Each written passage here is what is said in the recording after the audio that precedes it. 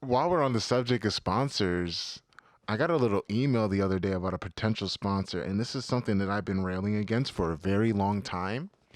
And I'm going to say this: a promo code is not a sponsorship. I'm going to read this email. Redacted sent me, and Redacted says, "Good morning. Currently, we are offering 15% commission and a 10% discount code for your audience, as well as your choice of free gear from Redacted in exchange for promotion on your YouTube channel and social media." That is not a sponsorship, folks. And for all my competitors listening, we talked about when to go pro last week. I'm here to tell you, if anyone offers you that, just understand that that's not a true sponsorship. That makes you an employee.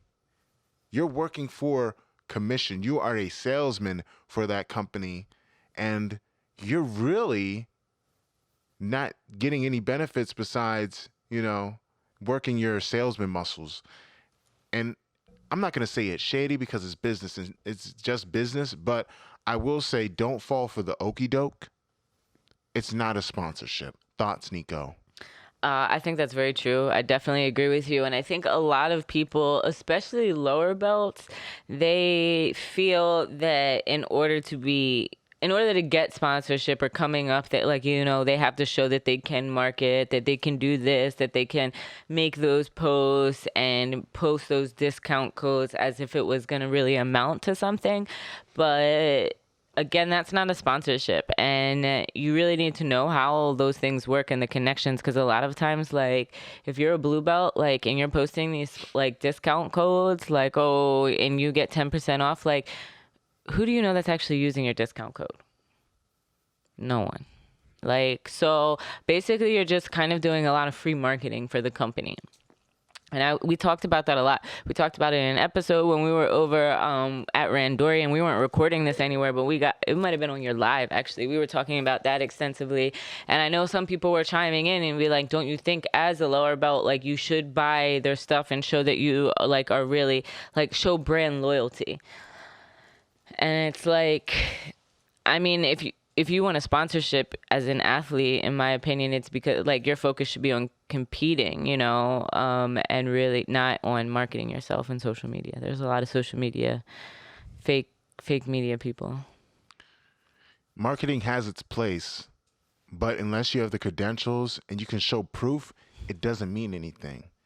This whole brand loyalty thing is garbage and it's self-serving. And anyone tells you to have brand loyalty while you're coming up is trying to trick you. That it's very scummy to say. On that live that I saved on my Instagram, I gave an example of Show Your Roll.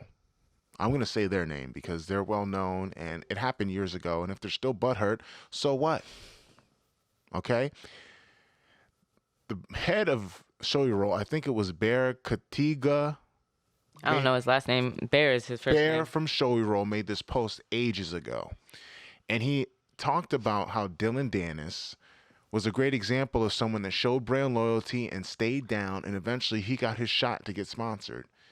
And he's saying that as an example of what every young grappler should do. And I call BS on that because it's self-serving. So you're telling me I like a company, I like Nike, but if another company like Adidas were to sponsor me or offer me a sponsorship, I say no. I just stay down with a Nike instead of Adidas, despite the fact that I'm getting offered money from Adidas. That's foolish. And I don't like when companies say stuff like that because there's no countering that. No one really in the media is saying, like, guys, this is predatory. It's already hard enough for someone to come up in the grappling game. It's already hard enough for them to have a chance to get paid.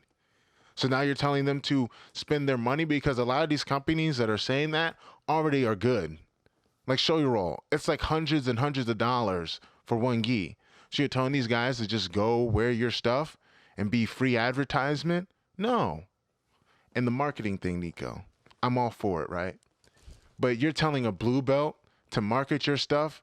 No one cares about blue belts. No offense. Like, you can have all the little cool highlights and whatever, but let's be real here. If you're a real grappler, you don't care about what blue and purple belts do. You're caring about the black belts. You're caring. You want to listen to somebody that has something to say, and a black belt, and rightfully so, has a bigger platform. It's funny, and like it's hard because I can imagine all of these companies. They also just kind of get jaded because I don't. I'm like I was an Instagram page for Brazilian Jiu-Jitsu, and like I kind of sell T-shirts for like a minimum thing to like cover a purpose, but like even people hit me up all the time for sponsorship or free stuff or like send me like their little resumes via Instagram, and it's like, what do you think that I do that I would have money to like support you? Like, what benefit would it be for me? And that's something that a lot of athletes never really think, like, what is the benefit like to the company? Like what is the purpose of the sponsorship ultimately? Is it just for you to compete or you to have money, and is that how you're approaching a company? Like, nobody really wants to hear that. So I don't know. It's hard, it's rough. That's why I just try to mind my own business and I pay my own bills for the most part.